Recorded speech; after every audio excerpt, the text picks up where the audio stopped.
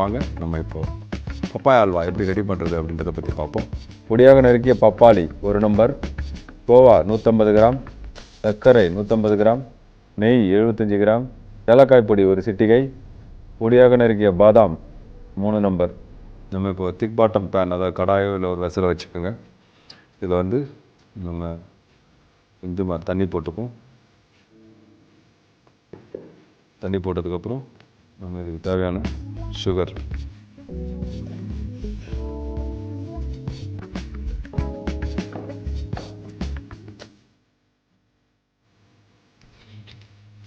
சுகரோட இந்த தண்ணியை ஊற்றி கொதிக்க வைக்கிறோம். இந்த சுகர் சிரப் ஒன்ஸ் நல்லா கொதித்து ரெடியாகி வந்துடுச்சு. நான் சொன்ன மாதிரி இந்த நல்லா சாப் பண்ணி வச்சுருக்கிற பப்பாயா இந்த சுகர் சிரப்பில் போட்டு குக் பண்ண போகிறோம். சுகர் சிரப் நல்லா கொதித்து தயாராகிடுச்சு. இப்போ நம்ம ஏற்கனவே நல்ல பழுத்த பப்பாயாவை சாப் பண்ணி ரெடி பண்ணி வச்சுருக்கோம். அதை இந்த சுகர் சிரப்பில் போட்டு குக் பண்ணுறோம்.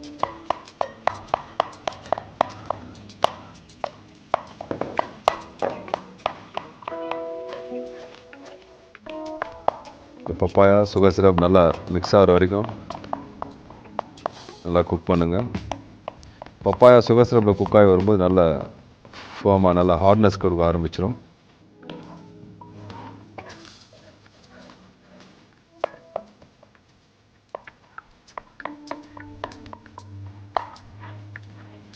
இந்த பப்பாயா இப்போது சுகர் சிரப்போடு சேர்ந்து நல்லா திக்காக குக் ஆகி வந்திருக்கு பாருங்கள். இது மாதிரி இந்த பதம் வந்தவுடனே நம்ம கோவா போடுறோம்.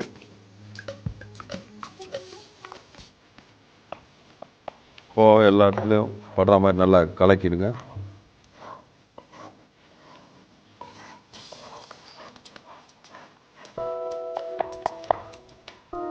பப்பாயா நல்லா மேஷ் ஆகி அல்வா பதத்துக்கு வந்துடுச்சு. இதோட நம்ம கோவா போட்டதுக்கப்புறம் இன்னும் நல்லாவே வந்திருக்கு. கோவா வந்து நல்லா எல்லா இடத்துலையும் படுற மாதிரி நல்லா சூடு பண்ணிங்கன்னா அதோட மெல்ட் ஆகி பப்பாயாவோடு சேர்ந்து நல்ல அல்வா பதத்துக்கு கரெக்டாக கொண்டு வரும்.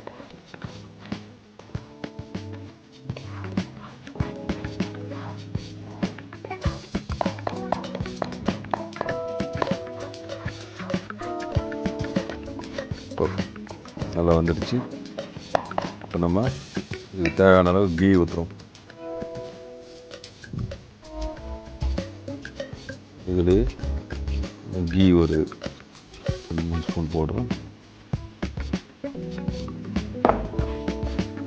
பாருங்கள்,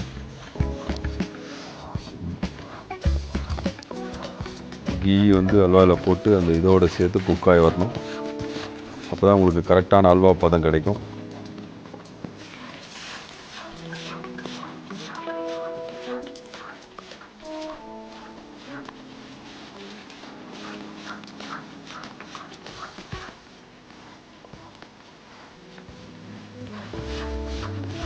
அல்வா பதம் வந்துடுச்சு.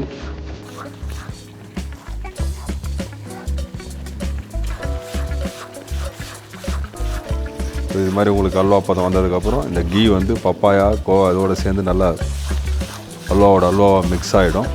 அதுக்கப்புறம் ஃப்ளேவருக்காக நம்ம கொஞ்சமாக ஏலக்காய் பவுட்ரு போடுறோம்.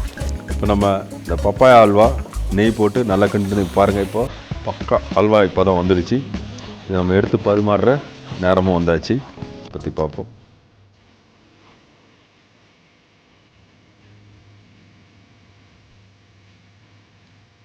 இந்த மாதிரி ஒரு நல்ல ரவுண்ட் போல் எடுத்துக்கோங்க.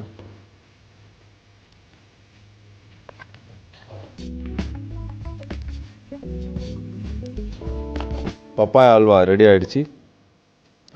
அதில் நம்ம கார்னிஷ் பார்த்திங்கன்னா இந்த பாதாம் துண்டுகளை நல்லா மெலிசாக பொடியாக நறுக்கி இது மேலே அலங்கரித்து சர்வ் பண்ணலாம். இன்னும் கொஞ்சம் கலர்ஃபுல்லாக வேணும் அப்படின்னா நீங்கள் பிஸ்தாவை கூட இதே மாதிரி சாப் பண்ணி யூஸ் பண்ணிக்கலாம்.